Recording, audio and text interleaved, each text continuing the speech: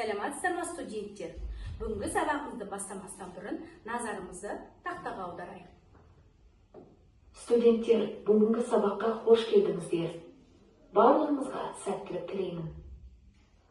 Көріп отырғандай, алдарыңыздағы элементтер мәтінді сөйлету, мәтін арқылы бейне жасау, мәтін арқылы суреттер құрастыру әдістері жасалған.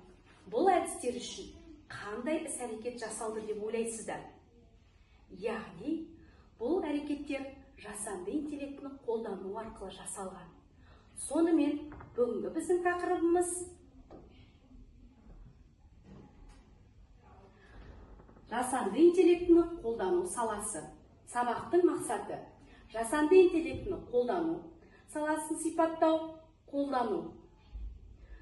Күтілетін нәтиже өнеркәсіпте, білім беруде, ойын индустриясында, қоғамда жасанды интеллектіні қолдану саласын сипаттай алу.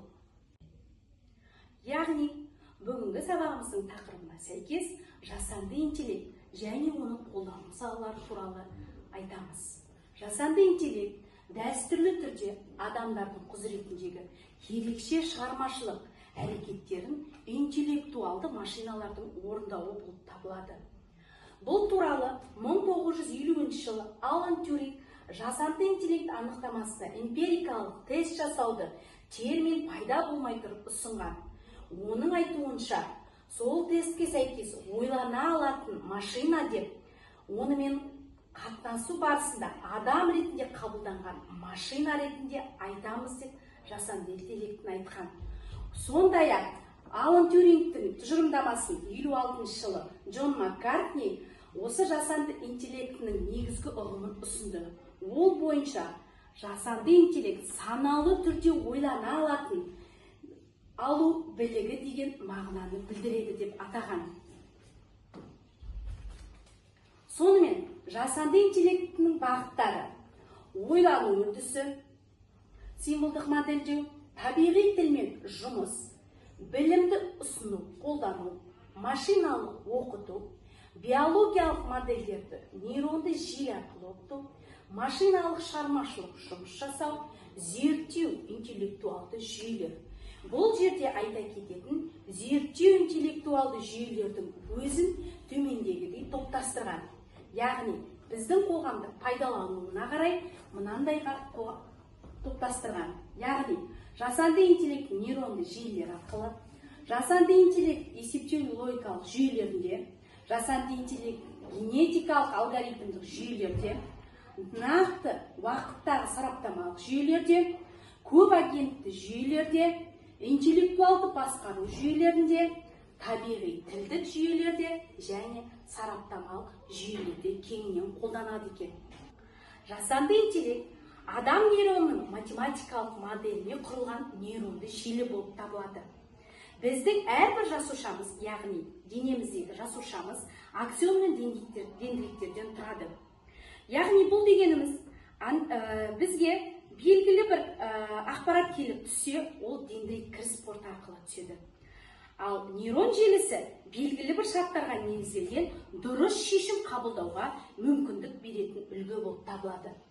Алдарыңызда көріп отырғандай, жасанды интеллектінің даму бағыты, яғни жасанды интеллект қазіргіде жасанды интеллектіні алдауға, бұзуға, келмейтіндей етіп жетілдіру қарастырылды.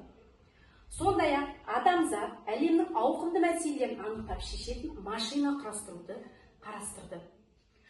Жасанды интеллект адамдар үшін барлығын жасай алатын жағдайға жеткізді. Және төртінші, технологиялық жұмыссыздық табылуы мүмкін. Сіздерге топтастыру Казматч платформасы арқылы студенттер 4 топқа бөлдіреміз. Сол бойынша қай студент қай топқа тап болдыңыздар, қарастыра қойыңыздар. Алдарыңызда жасанды интеллектінің қандай салада кездесетіні берілген. Суреттерге қарап нақтылай қояйық. Яғни, жасанды интеллект медицина саласында, қоғамда тұрмыста, білім беру саласында, өндірісте, өнеркәсіпте, жасанды интеллект ойын индустриясында және жасанды интеллект ақыл үй жобасында. Сіздерге берілген топ бойынша тапсырма осы берілген жұмыстар топтарды: бірінші топ медицина тұрмыста, екінші топ білім беруде, үшінші топ өнеркәсіп өндірісте, төртінші топ ойын индустриясы және ақыл үй жобасы бойынша топтасу жұмысын жаза қойыңыздар. Студенттер, келесі тапсырмаға назар аударайық. Алдарыңызда топтасқан жұмыс бойынша сіздерге тапсырма берілген, яғни жасанды интеллекттің нақты өмірден мысал келтіру, қызмет көрсету алгоритмін көрсету. Ол бойынша сізге Нейркод платформасы арқылы сілтеме берілді. Соған жұмыстарыңызды жалғастыра қойыңыз. Сіздерге тапсырма берілген, сол бойынша сіздер өз ойларыңызды жаза қойыңыздар. Яғни жасанды интеллект медицинада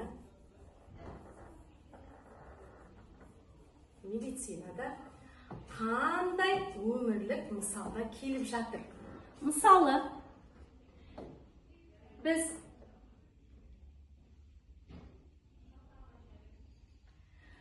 компьютерлік томографияға түсірген жағдайда науқастың барлық бөлімін, дене бітімін, сүйек қаңқасын, бұлшық еттерін дәрігерлердің қарайтынын білеміз. Осындай бағдарламалар арқылы немесе өзіндік медициналық бағдарламалар арқылы жасалатын білеміз. Сондай-ақ білім беру саласында да жасанды интеллекттің бірнеше көптеген платформалары, бірнеше бағдарламалар қолданылып жүр.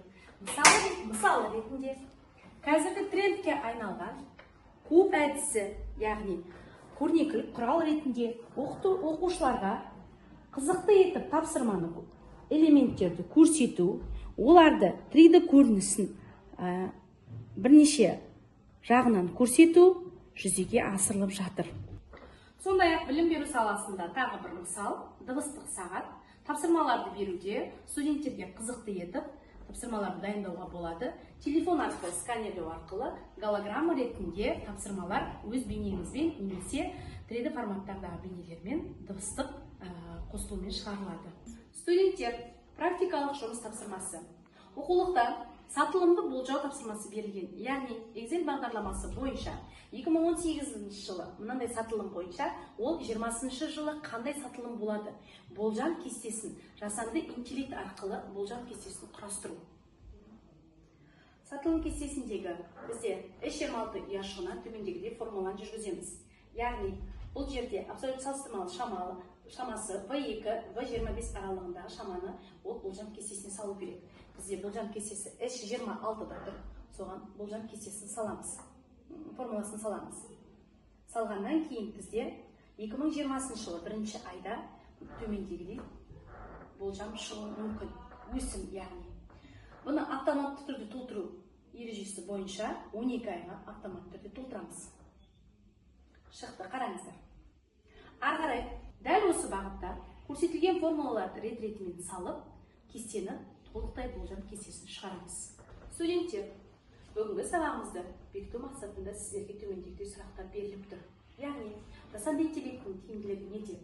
Адам жасушасы неден тұрады? Жасанды интеллект қандай салаларда қолданылады? Білім беру саласында жасанды интеллектті қолдануды қалай жүзеге асырылуда? Біздің елімізде жасанды интеллект қолданыла ма? Жасанды интеллекттің тиімділігі неде? Жасанды интеллекттің тиімділігі ол тез дамып жатырған ғылымның саласы. Қазіргі таңда адам ойлаумен бірге тез ойланып келеді. Біз екі сандық қосу таңбасын есептеп шығаруға ойланып жатсақ, жасанды интеллект бұл кезде елдің даму экономикасын қарастырып және қандай валютада ақшаны сақтаған туралы бізге мәліметті тез бере алады. Яғни бұда жылдамдығында және нақты жауапта тиімділігі. Адам жасушасы неден тұрады? Адам жасушасы екі бөлімнен тұрады: аксоннан және дендриттерден. Жасанды интеллект қандай салаларда қолданылады? Оны өздеріңіз айтқандай, білім беруде, медицинада, өндірісте, тұрмыста, қоғамда, ақылды үй жобасында қолданылады. Білім беру саласында жасанды интеллекттің қолдануы қалай жүзеге асырылуда? Бұл біздің білім беру ошақтарында, колледждерде, мектептерде, балабақшаларда неше түрлі платформаларды қолдану, өздігінен сөйлейтін, тапсырмаларды өздігінен жасайтын, санаулы секундтарда біздерге презентация, бейне, мәтін, сурет құрастырып беретін программалардың кеңінен қолданылуында байқалып отыр. Біздің елімізде жасанды интеллект қолданыла ма? Әрине, біздің елімізде жасанды интеллект қолданады. Күнделікті біздің смартфондарымызда мекемелерге Face ID арқылы кіру, немесе қоғамдық көлікте арнайы QR код арқылы төлемақы төлеу, немесе транзакцияларды тез аударылып жүргізу сияқты, немесе тұрмыстық жағдайда, қоғамда, үй жағдайында робот саңшорғыштар тағысындай құралдардың қолданылуы кеңінен пайдаланылып жүр. Бүгінгі сабағымызды қорытындылай келе, студенттер кері байланыс сіздерге QR код арқылы беріліп тұр. Ментиметр платформасы арқылы QR кодты сканерлеп, бүгінгі сабақтан алған әсерлеріңізді белгілей қойыңыздар. Студенттер, сабағымыз аяқталды. Сау болыңыздар.